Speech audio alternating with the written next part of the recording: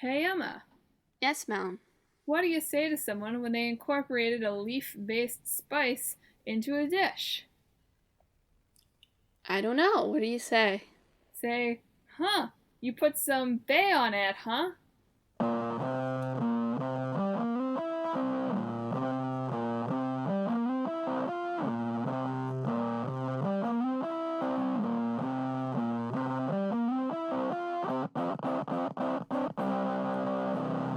Hello, and welcome to Talk This. It's dangerous to podcast alone. I mean, that's not how you use bay leaves, right? You put them in the dish, but bay on it, doesn't really be in it, doesn't sound like Bayonetta. You see, you kinda flubbed the execution when you started with huh, and then also ended with huh.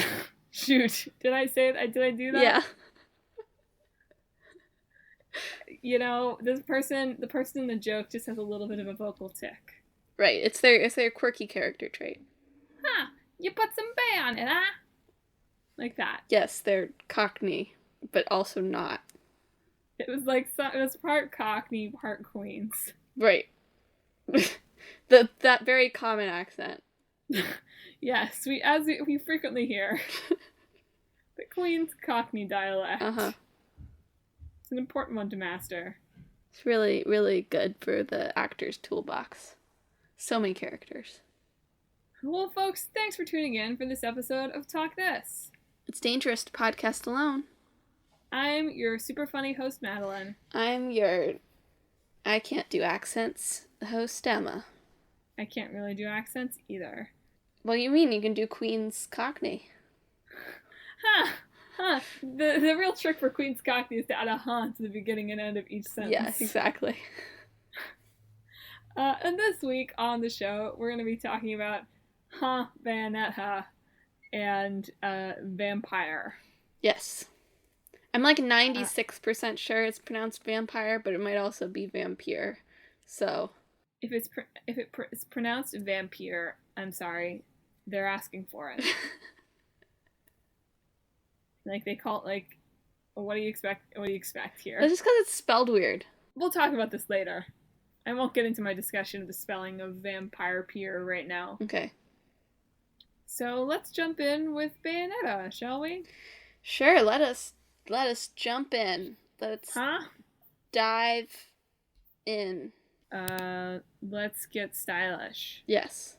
Is it also called Stylish in Bayonetta? I know it's from the same creator of the Devil May Cry series.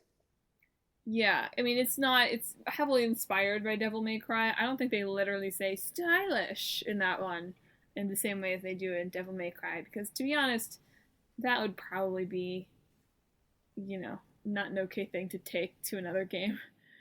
I want to always be called stylish in my video games. I don't know about you. I know, but in a game where they're already sort of heavily inspired, to then also incorporate stylish feels like it crosses a line. I mean, I guess you can self-plagiarize. Yes. I guess that is an actual thing. Is it really though? If it's not for school, I don't know. He's at work. He's creating this at a different company. Ah, I see. Yeah. So that's where I sort of thought we might get into some hot water. Fair enough. Anyway, Bayonetta. It's an action-adventure hack and slash. It was released in October 2009 in Japan, and in 2010 in North America, which, Emma, this game is not technically eligible for Talk This Old Game inclusion. I hope you know. By like 2 months. I'm sorry, it's June. By like 4 months. I looked it up and I said, a rule breaker. You know what? It's appropriate for Bayonetta. Yeah. It is sort of thematically appropriate this week, though, as one of the big absences from E3 was Bayonetta 3. Yeah. Although they assured everyone in an interview that it's not because anything is happening that's bad, it's just because games take more than a year or two to develop. Yeah. It has been a while since we've heard anything from Bayonetta 3. I'm not particularly sensitive to that, obviously, as a Square Enix fan. But, it's possible they probably just announced it early in development and they don't really have anything particularly fun to show. And Nintendo's pretty good about, like, just only showing things when they're actually ready to be seen by the public. So Bayonetta was originally released for the Xbox 360 and the PS3, and now it has ports on the Wii U and to Windows, and of course the Switch, right? Because everything has to be ported to the Switch. It made me enter my birth date to look at the page for the Switch. Well, yeah, Madeline. It's rated M. I know, but I just always think that that's kind of quaint. I do always feel silly on the internet when they ask me for my date of birth, because it's like, how are you verifying this? Are you just trying to, like, guilt me away? I guess sort of, right? Like, maybe if you're young and naive, you really think that they're, like, tracking you, and if you put your birth date in wrong, that'll happen. But I feel like in today's digital age, that's not the case anymore. They're just covering their butts. Yeah. They'll say, hey, we asked for the birth date. It's not our fault if people lie. I mean, that's how, Facebook gets away with it, right? Like, you're not only supposed to sign up if you're 13, but you can just put in your birth date, right? So. Exactly. So Bayonetta and Bayonetta 2 and Bayonetta 3 were and are being developed by Platinum Games, and was originally published by Sega, and now, of course, all the Nintendo ports are being published by Nintendo. Interestingly, and again, sort of relevant to the games that we're playing here at NYC right now, so Platinum Games is like a lot of Capcom guys, basically, right? Mm-hmm. From Seeds Inc. and Odd Inc., which Odd Inc. I think is a dope game company name. But Seeds Inc. are like all the leftover guys from Clover Studios, which made Okami, which is what we're playing here right now. So I thought that was fun and relevant, even if this game seemingly could not be more different than Okami. There's except combat. Maybe the lack of respect for women. I wouldn't call. Sorry, not lack of respect. The somewhat gratuitous female character design. Yeah, that's fair. I wouldn't say that Bayonetta doesn't have any respect for Bayonetta. I didn't mean it that way exactly. Yeah. I was more trying to allude to... Well, and also some of the ways the developers talk about the game I think are really interesting. Well, go ahead then. Don't just say interesting. So I was reading this on Wikipedia, and at first I thought it was just some Wikipedia editor who had said this, but it was in quote, because it was in the sort of the top portion. And then I read further down, and it really was from a quote from the developers, that they said the themes of the game, one of the major themes of the game is sexiness. Mm-hmm. The themes of the game. Sexiness. Yeah. I don't know. I'm sorry. The game's themes are sexiness and partial nudity. I do wonder with the partial nudity one, like, what is happening with the translation there. That's fair. That is something that hadn't really crossed my mind, the translation error, until just now. But, yeah. I guess if the idea of what you're talking about there is the design philosophy, like, I guess. But just the idea of somebody coming up and being like, so, like, what do you think is, like, the major theme of the game? It's like, partial nudity. Yeah. I think they're talking about it as, like, a design thing. Like, what they're thinking about is they're making the character designs and how the fights work and everything like that. Versus, like, if you were analyzing the story of a game after the fact. Right. There's a different meaning to the word theme there.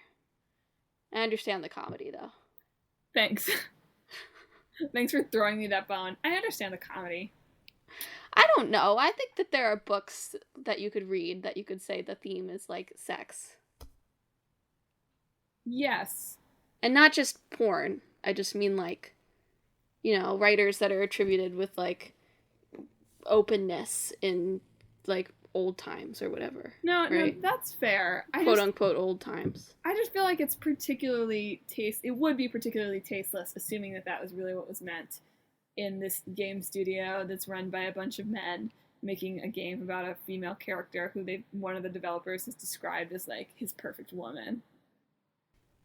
Bayonetta is designed by a woman, though. Oh, okay. Partially. I think the character design. I mean, is working with the director, obviously, right? Because the director oversees everything. But I think Bayonetta's character designer is a woman. Fair enough. And so, fine. If the woman was the one who these quotes were attributed to, fine. But I mean, you know, women can be sexist too, or whatever. Or women can not be perfect when it comes to women. I don't really think... I would not call Bayonetta sexist whatsoever. I don't mean that. I just meant the way that, like, I don't know. I was just, like, thinking about these, like, I don't know. Like, yeah, I understand. Yeah. It just sounded so bad in an objectifying way. I'm not saying the game was like that at all. Just the way it was being talked about, I was like, ugh. Anyway, we should probably talk about the game a little bit. So, Bayonetta, in Bayonetta, you play as Bayonetta. I didn't know that much about this game, really, because I have never played it before I was researching for the episode. I definitely assumed that Bayonetta was... I didn't think it would be a name.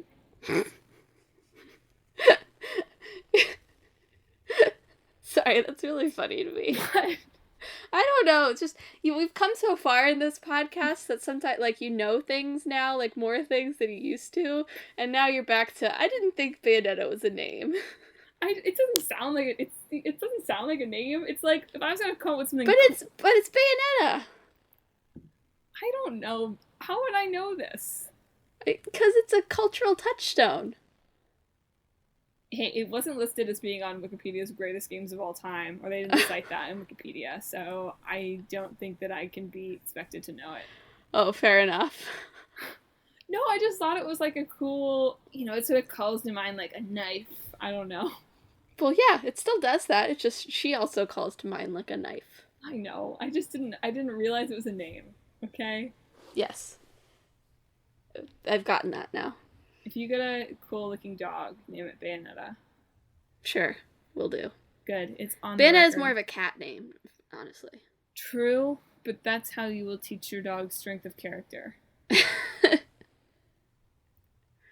Anyway, you play as Bayonetta, and you are like a shape-shifting witch with guns. And also, you can use your hair to fight enemies and to summon demons, which, who can't do that? Yeah. Her hair is also her clothes. Sometimes I feel that way too. Whenever I wear like a strapless top, I'm like, thank God I have hair. My hair is my clothes. Yeah. I don't really know how that, like, we're talking about the first one. Bayonetta 2 obviously does not fall into it, but she has short hair in Bayonetta 2. So I don't really know how that transfers. Bayonetta 2 opens with them doing some Christmas shopping, so she's learned how to shop. I mean, like, the summoning demons part. The clothing too, but, You're right. Short-haired people cannot summon demons with their hair. That's a truism. Well, you'd think you'd have less room to work with. That's all. You can just summon, like, little tiny demons. Yes. The small boys. Little imps. Little fairies. But Bayonetta, who's this shape-shifting witch, right, with magic hair, not just in that she has good hair, but her hair is magical way. Yes. She wakes up after a 500-year sleep in Vigrid, which is a fictional Italian city. I, too, sometimes feel as though I've woken up after a 500-year sleep. I don't know about you. Yeah. It's about how I felt when we woke up the day after arriving home from Japan. Mm-hmm. But she doesn't remember anything, which was not true when I woke up from Japan. And slowly over the course of the game, she remembers more about her past, and fights people, and meets her younger self, and meets people that were her friends, and all that good stuff. Yeah. The game actually opens with, like, she's like, I can't remember the context of this because it's been so long since I watched somebody play this game, and I didn't revisit it before the podcast, probably like I should have. But, like, she's dressed as a nun, and then, like, these demons or witches or creatures start descending, and then there's, like, this dramatic cinematic battle scene set to, like, I think it's Fly Me to the Moon. You know, Yeah, I know the song. So that's the tone of it, is what I'd say. I mean, it's definitely like a campy, over the top, Devil May Cry world. One of the It's very aware of how campy it is. Yes. Is what I would say. One of the reviews I looked at was like, man, this makes Devil May Cry look monochromatic. Like, if you didn't like this is not going to be the game that will... If you didn't like Devil May Cry, this will not be the game that converts you to this genre. Yeah. No, I would definitely say, like, even from what I've seen of Devil May Cry, like, Bayonetta is way more campy. And, like, fun in that. Like, not, like, bad. That's not, like, to say it's a bad thing. I'm not using campy as a diminutive or a negative. I'm using it just as a descriptor. Totally. Like, Devil May Cry is certainly campy, but it has, like, that sort of edge of, like, darkness, right? That, like, it's a little bit edgy, also. I guess Bayonetta is sort of edgy, but doesn't really have, like, that hint of, like, darkness that I feel like Devil May Cry can sometimes lean into. I mean, she bleeds rose petals. Yeah. The target is, like, a a kiss mark. Yeah. I mean, describing it, when I describe these things out of the context of, this is a really campy game, I get that, like, feeling of, like, look at these men, like, making this, like, gross lady game. You know what I mean? But the campiness definitely makes it seem much more fun. Yeah, I would say that's my impression of Bayonetta. Like, you really have to be willing to, like, lean into it. Yeah. In the campiness.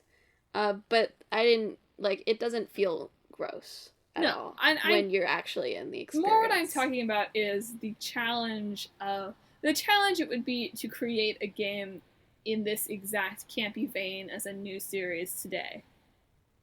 I think it would be tricky to start Bayonetta in 2019. Well, they're still making that third one. I know that, but that's what I'm saying, is they already have the series, people already like the series already really critically acclaimed, and so yeah, you can make the third one. But imagine if they were trying to develop it for the first time in 2019, I think it would be hard to pitch this. I don't know about that. Okay, I wish it would be hard to pitch this. There's certainly, it's certainly still a niche game, right? Mm-hmm. I mean, in certain ways, even though they've become more mainstream, all sort of quote-unquote, like, all sort of Japanese games are, I feel like there's, like, there's a lot of gamers that just, you know, stick to the shooters, and that's totally fine. But I don't know. There's especially with the indie scene nowadays, like, there's a lot of weird games out there. That's fair. I just don't think you could go to Sega and be like, sure. I think Platinum would make it for you today. Platinum's made weird. Platinum makes, you know, the games that Platinum makes. Well, they worked on Nier Automata. Yeah, they made Nier Automata. They're making Astral Chain coming up. That are just very, like, over-the-top kind of action. Mm-hmm. Nier Automata has some of the same, like, quote-unquote sexiness as Bayonetta, I would say, as well. Yeah. I also love that the hardest difficulty section of Bayonetta is called Non-Stop Infinite Climax. Yeah. Like, what? There's the camp again. I know. Like, it's so infused into, like, it's not just like there's this one aberrant weird element, right? It's so infused into this game's DNA that it just becomes absurd rather than squicky. Yeah, and I appreciate that. I appreciate that they were willing to walk that line and they came out on the right side of it, because it really feels like a game where they very easily could have just, like, fallen face first on the wrong side. Yeah, for sure. It also apparently almost, like, broke the studio. Tell me about that. Well, they had set, like, really high expectation for themselves, apparently, and it was just, like, really hard to finish, and the PS3 version in particular is apparently kind of buggy because they didn't really know how to do it. Mm-hmm. A nice quote here from Atushi Inabai, who I think is one of the, like, main creatives on it. He says, "That's how games are. Teams kind of burn themselves out, and then they get all that feedback, and they get recharged, and then people say that they're ready to do it again. And Bayonetta was a really, really strong example of that." Mm-hmm. So yeah, apparently they were just, like, totally demoralized, shipped the game, and then were re-energized by people liking it. Which feels like not a great, healthy attitude, but, like, maybe not something we want to, like, a perpetual... Sure. That's sort of the That's like the cliche creative I know. structure, though, isn't it? Yeah. Like when you turn something in, and I don't think this is necessarily unhealthy. I think this is just the way it is. You're like, if I just had more time, I could make it perfect, right? Yeah. When that's like a false attitude. But I feel like every time you turn something in as finished, that's just the way you're gonna feel. Definitely. Until people start liking or disliking it. But also, it was Platinum Games' most successful game to date. It sold like 1.5 million copies in the first few years, and they were still disappointed. Well, they have ambition. I know. It just made me sad reading about it. I was like, they're so burned out. It sold really great, but they weren't happy. I think it's funny that it's set in Italy, but it's based on Scandinavian mythology. You know? You pick the things that are interesting to you, Like, I guess. I guess from Japan, all of Europe is the same. Malin. They're not Americans. Yeah, I know.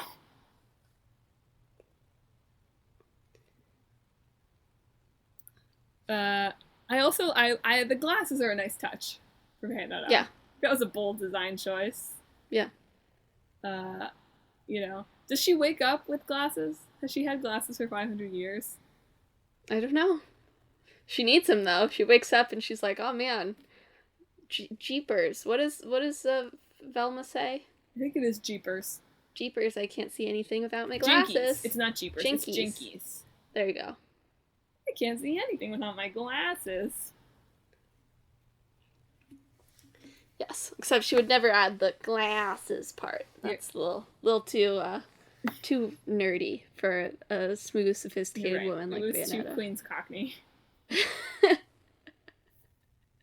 This is yet another game, though, that is...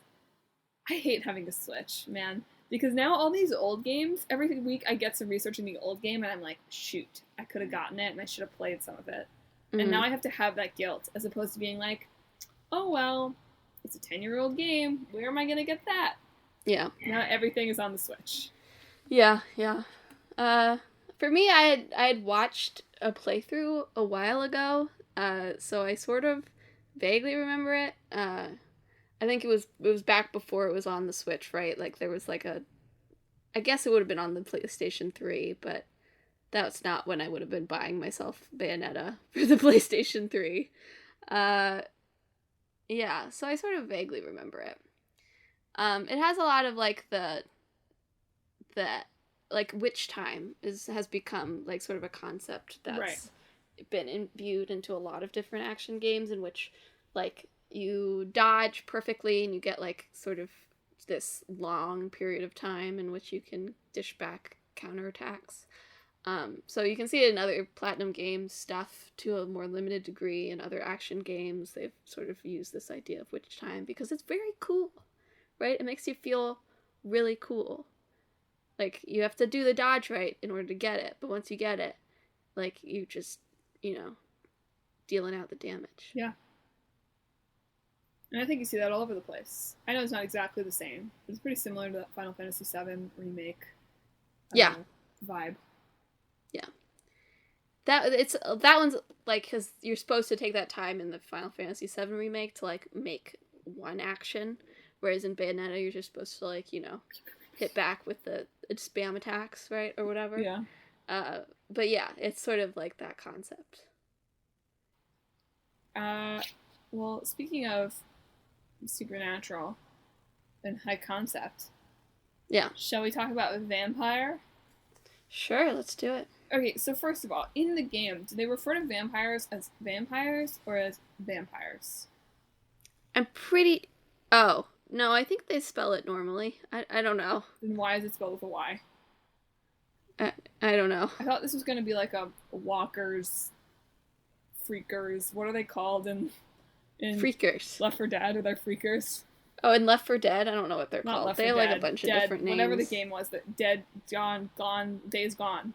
Days Gone is Freakers, yeah. Okay. So I thought that what they were going to be doing was some kind of like Freakers Light here. Or it's not vampire. I don't think so. I think vampire. it's just the normal vampires, and I can't say that I know why it's spelled this way. I appreciate that vampire culture isn't afraid to call a spade a spade. You know what I mean? Yeah. Like, if there's a vampire in a game, like, we can call it a vampire. Yeah. I mean, there are some games that use different words for vampire. Like, I feel like, I guess, like, revenant is something I've heard for both zombies and vampires, I feel like. But that's an existing word. Yeah. Yeah, that's true. At least that's an existing word, rather than freaker. So, mad respect to the vampire community for not having to get too cutesy with it. Yeah. So vampire is, and I hope that's how you pronounce it. It's gonna be really embarrassing if after this we look it up and everyone's like vampyr. Whatever. You never know. But Vampire is an action RPG from Don't Nod of Life is Strange fame. Published by Focus Home Interactive, which I had not heard of before. And it released in June of last year after some delays, coming to the Switch at some point this year, because is there any game that's not coming to the Switch? Nope. They're all coming. So in this game, you play as Dr. Jonathan Reed, a doctor who's now also a vampire, and has to balance sort of his allegiance to the Hippocratic Oath with his allegiance to sucking blood. Yes. Which, honestly, the concept of this game sounds very cool, and I was disappointed as I was reading reviews that said it's not actually that good. Well, the main complaint I've heard is that the combat is not very good and feels a little bit tacked on, but that, like, the actual experience of making the decisions as a vampire is interesting. But basically, like, as you said, it's a doctor, and you're in the middle of, like, Spanish flu London. So, one, there's lots of people dying around you, and also your research happens to be, like, you're like a blood specialist, Of basically. course. Yeah. Which adds to sort of the irony of your situation. But essentially, the main mechanic of Vampire is that you're supposed to be, like, helping the city deal with the Spanish flu, theoretically, right? Because you're a doctor. Yes, but you also have to drink blood in order to sort of level up your vampire powers, which will help you down the line in combat scenarios and other scenarios, to sort of figure out how you became a vampire, essentially, right? So there's all these different NPCs that have relationships to each other and their own stories, yada, yada, yada. But you can kill these NPCs that then have a marked effect on the story, and like a persistent, like they stay dead and it matters to other NPCs, basically. So they sort of keep you from killing everybody off the bat, just like sucking everybody's blood off the bat, by sort of, you have to have like a mesmerize level in order to sort of bring them with you to where you can suck their blood in peace. This is weird to keep saying suck their blood, but whatever. And also, so in order to do that, you have to actually get closer with some of the NPCs, right? And know about them, and learn about their lives and what they're doing. And the closer you are with an NPC, the more experience you get from sucking their blood. So essentially, if you come BFFs with someone and suck their blood, that's like as good as picking off, like, 5 to 10 randos on the way. So you have to sort of balance how you want to do your relationships versus being able to build yourself up as a vampire, which I think is a really neat approach to moral decision making.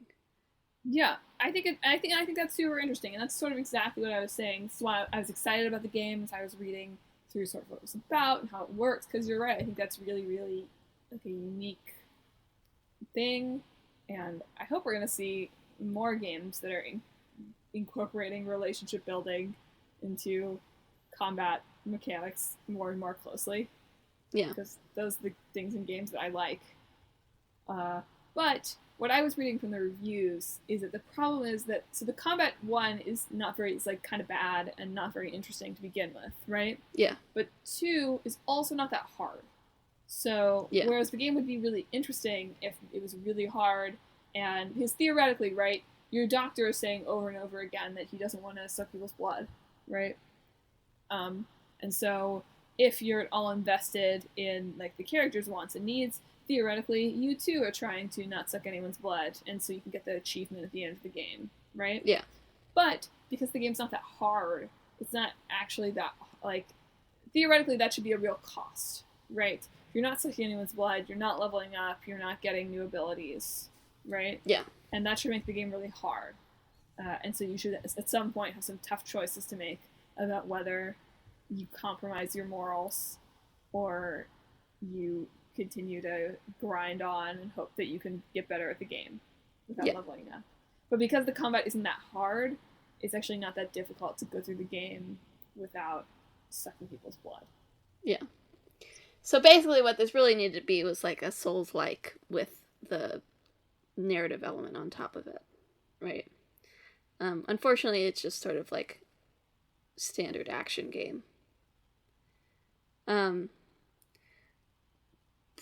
But Don't Nod, I feel like as a company, is sort of characterized by having these really interesting ideas and huge ambitions and not quite being equipped enough to realize on them. But every single game, I feel like they get better and better at it. I feel like Remember Me is not quite as good as Life is Strange, is not quite as good as Vampyr, is not quite as good as Life is Strange 2. Like, I feel like they keep improving, so they're like, if I had to pick like a smallish studio that I'm very excited every time they announce something new, it's Don't Nod. Just because they're always trying different things. Well, that's something I always really value as a creative, is companies that are willing to take those kinds of risks, that even if they aren't 100% sure how they're going to do it, and even if the final product isn't quite up to what you would have wanted from it, that they're introducing these ideas out into the ecosystem. Yeah. Which is exciting. It's exciting stuff to get to play something, even if it's not great, that has some new ideas in it. They're also really aggressive about having you commit to your choices, which also would have been more interesting had the game been a little bit more difficult. That they only have the one save slot, and you can only have one save slot. And apparently they have some kind of backup system, because that idea of just one save slot makes me nervous. But yeah. I feel like that's becoming more and more popular among choice-based games, is like getting rid of any ability to go back, basically. I get it, but also like, why? What do you care if I regret my choices and I want to go back? I like the idea of like having a first playthrough in which you can't change anything. And then that unlocks a feature in which if you want to go back and just see a whole bunch of different things all in a row, then it gives you that ability. That's my preferred version of like moral impact / choice-based games.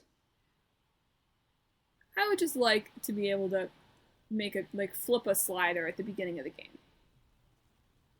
I don't think I've ever played a choice-based game where I've been like, oh no, I want to go back. But thinking of how I play Fire Emblem, you know.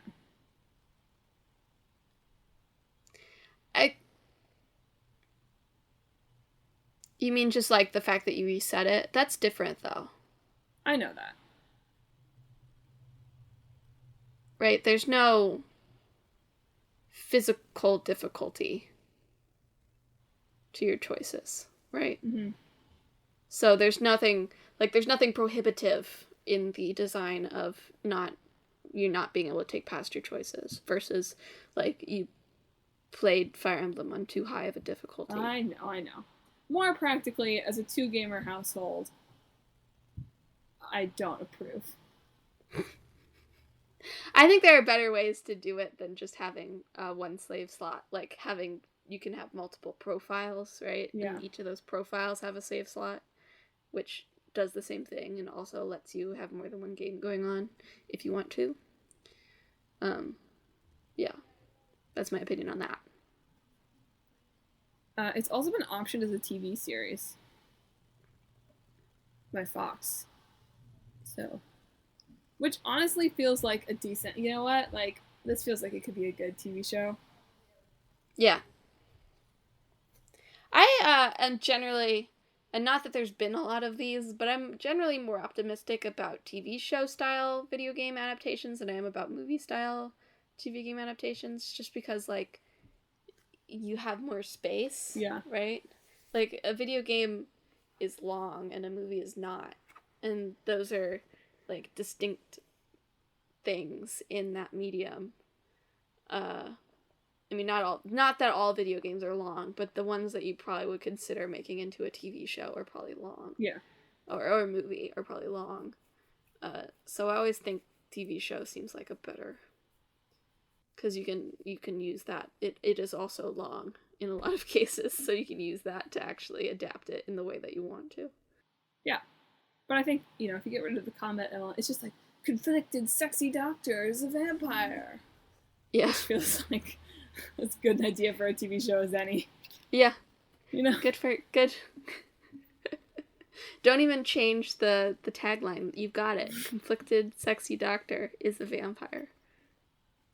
I think I've got a hit on my hands here. You got it. Yeah. You just gotta get them to hire you.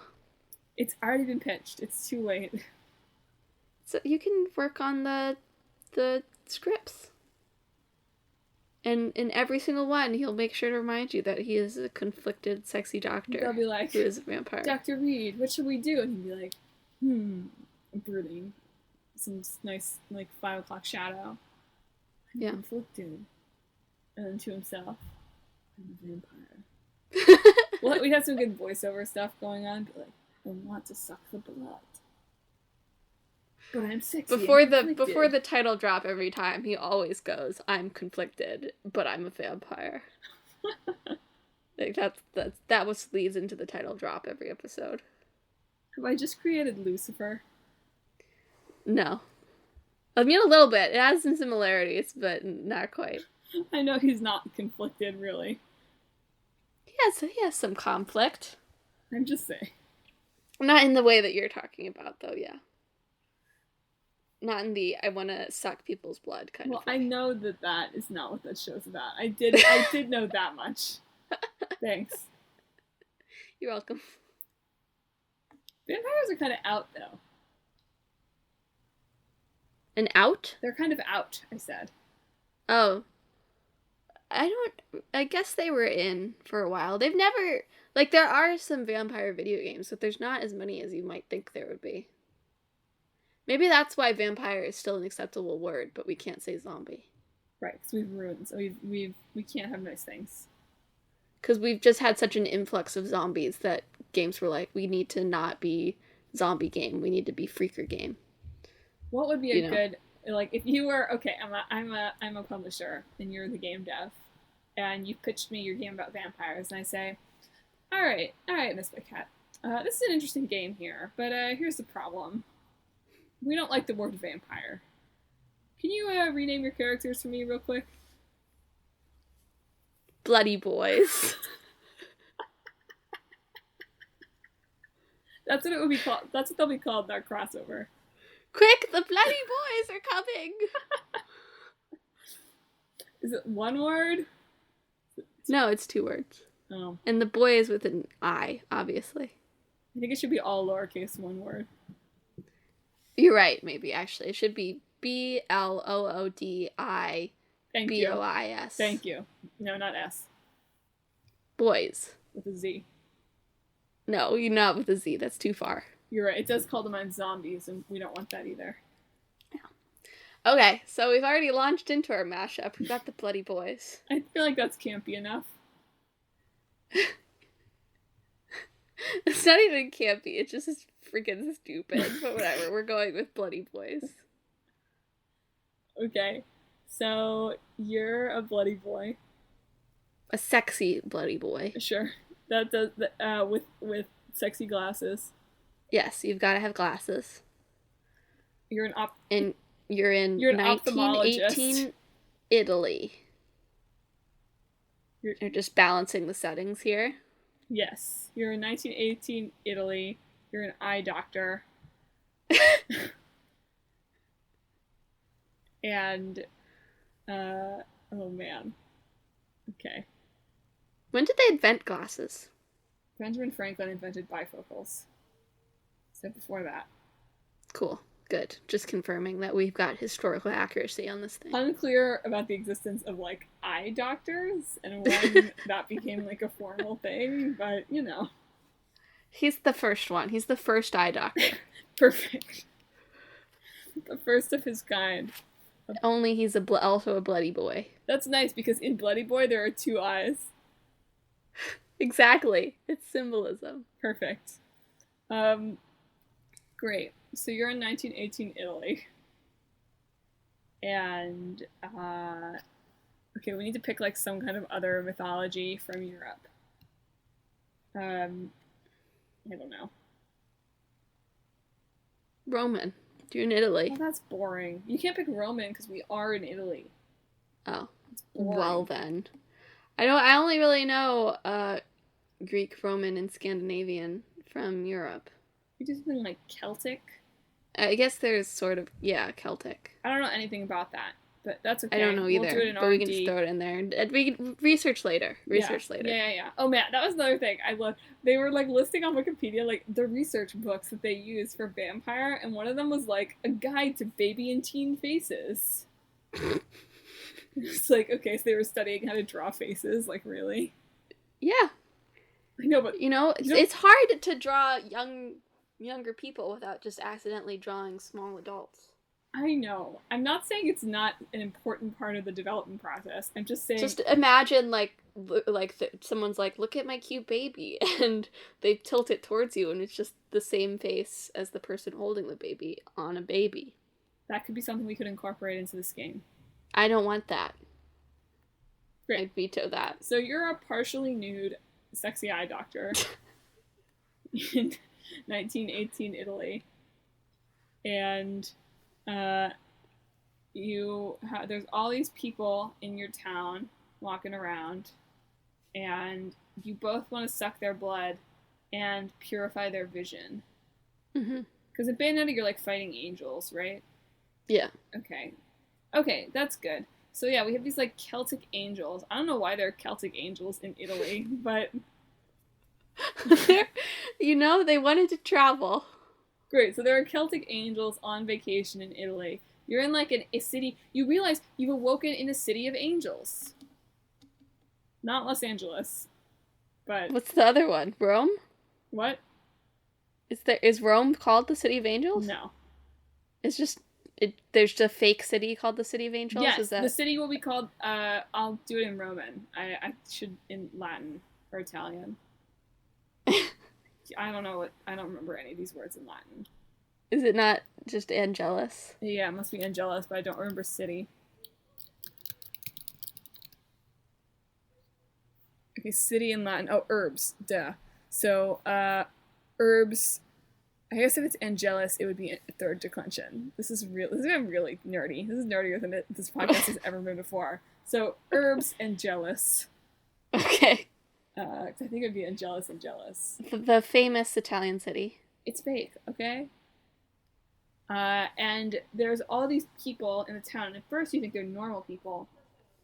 But you discover some of them are angels, and some of them are Celtic angels, and some of them are normal people. So you have to identify the tourists. Right. Well, if you suck the blood of the angels, though, mysterious things happen. Like what? I can't decide if it's bad for you or it's good for you. Do you want to get rid of the angels, or do you want there to be only angels left? I don't know. You only want people who need glasses. And angels don't need glasses. Right, but sometimes they still wear glasses because they're fun and hipster. And you disapprove of that? Yes. This is definitely set in 1918. The angels are from the future. Right, of course. And you disapprove of their newfangled ideas of fashion and their, you know, disparagement of those who wear glasses for the sake that's because they need glasses. Okay, but right? Getting back to the main plot here. This is the main plot. Shut up. You've awakened with. I forgot that in Bayonetta it's the left eye of the world and the right eye of the world. Yeah. So we can keep that. But literally, it's an eyeball. Mm-hmm. Like in Tales from the Borderlands. When you have to... What? Remember when he scoops out the eyeball? Yeah. So it's literally an eyeball encased in glass, and you need to find the other one, because they're going to provide you the secrets of the universe. Where did you find the first one? You just woke up with it. You just woke up with it, okay. Yeah. And so does it speak to you? Is it like your animal companion? It's an eyeball. So? It can blink in Morse code. So it has an eyelid? Sure. Yeah, sure. That's almost creepier. Yeah. And so you're trying to find the right eye of the world. And you're interrogating everybody, and you go on a bunch of missions. They're like the quests are like missions, like the verses in Bayonetta. Right. And over time, you discover that they are actually your eyes. And because we haven't seen behind your glasses. And that you've always got like the anime light on your glasses. Yeah. Got it. And that it's actually your eye, and you need to find the other eye, or I don't know. We've got a lot of elements here that we need to cohere into an actual plot. Like, we just got these tourist angels running around from Celtic mythology who are from the future, who wear eyeglasses for fashion rather than function. And we're not tying them in here. They're not being cohered into the narrative. So the angels are here because they know that there's a vampire in the mix. A bloody boy. Shoot. I'm sorry, thank you. They know there's a bloody boy here. And so in the same way as you're trying to investigate to figure out who the angels are, so they're trying to figure out who you are. Or who is the bloody boy. Who's the bloody boy? It's boy? like a game of Mafia. I see. So you have to kind of fool them into thinking that you're not the bloody boy. Exactly. So in interacting with them, not only do you have to talk to them in a way to try to get the most information, but you need to be careful not to reveal yourself as a bloody boy. Right. Despite your partial nudity. Right. In spite of your partial nudity. Yeah. That's right. That's okay. I think we've got a good starting point here. Right. And so you have to find the second eye, which you do eventually by infiltrating a coven of angels who are part angel, part bloody boy. That sounds great. It's not political, though. Well, we have to come up with a different name for angels. Oh, is that possible? You're right. Can you give me a different... It's still going to be called Herbs Angelus, but what... Holy boys. What? Holy boys. No, they can't also be boys. That's sexist. Goody gals. No.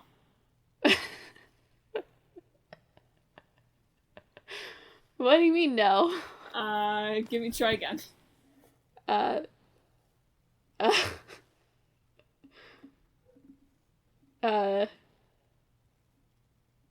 Halo Infinite. Halo what? Halo Infinite. Isn't that already a name of a Halo game? At first I was like, oh, that's fun. And then I was like, wait a second.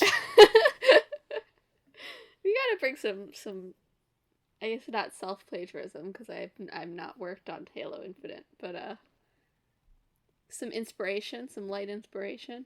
Nice. The light inspiration is already Bayonetta and Vampyr, Emma. Some Celty Celts. Nope. Some winged wonders. I don't love it. We'll do it as a contest. Twitter contest. I have a lot more sympathy for the people who had to come up with, like, freakers and walkers now. I know. No, we'll do it as a Twitter contest. Flappers. We'll They're the flappers. On the Bloody Boy Twitter, flappers is maybe good. Is it? It's nice. It's in the spirit of freakers. Right. But yeah, maybe we'll do it as a Twitter contest. Sounds good. Anyway, eventually you find the second eye, you put them back into your eyes, and suddenly you can see who is an angel and who is a human, and you have to make the decision of which side you will massacre. Will it be Herbs Angelus, or will it be... Oh, shoot.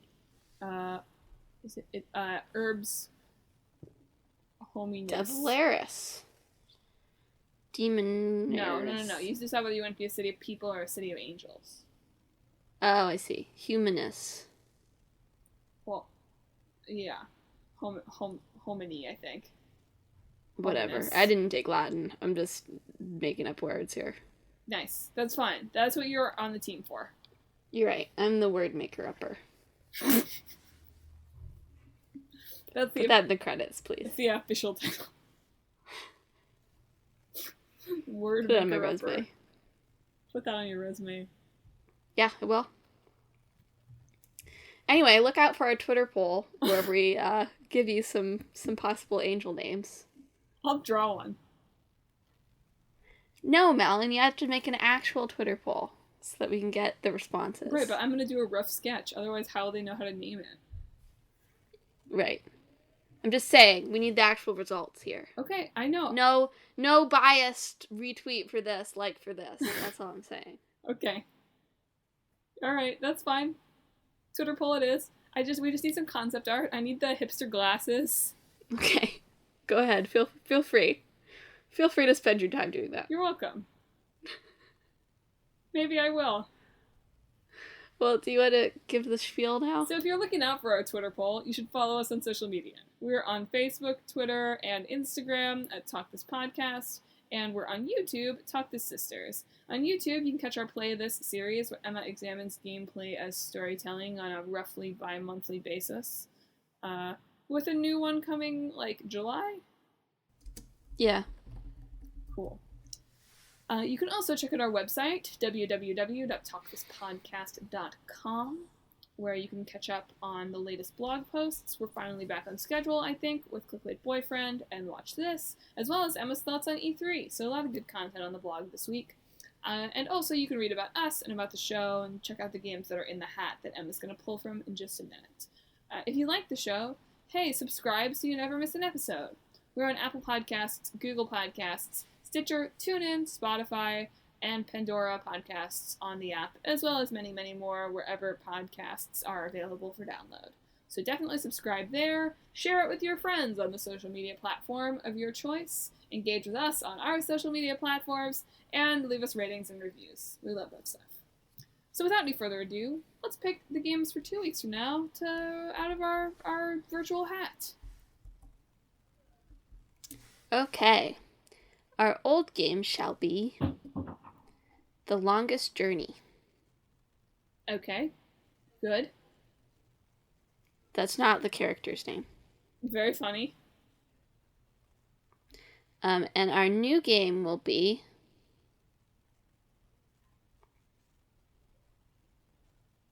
Deltarune. Alrighty. Which is on the Switch, and the first episode's free, so maybe we should try to play this. Is what you're telling me. Yeah. The Longest Rune. The Delta Journey. Exactly. That's a river simulator. So thanks for listening, folks. And this week, we hope that nobody tries to suck your blood.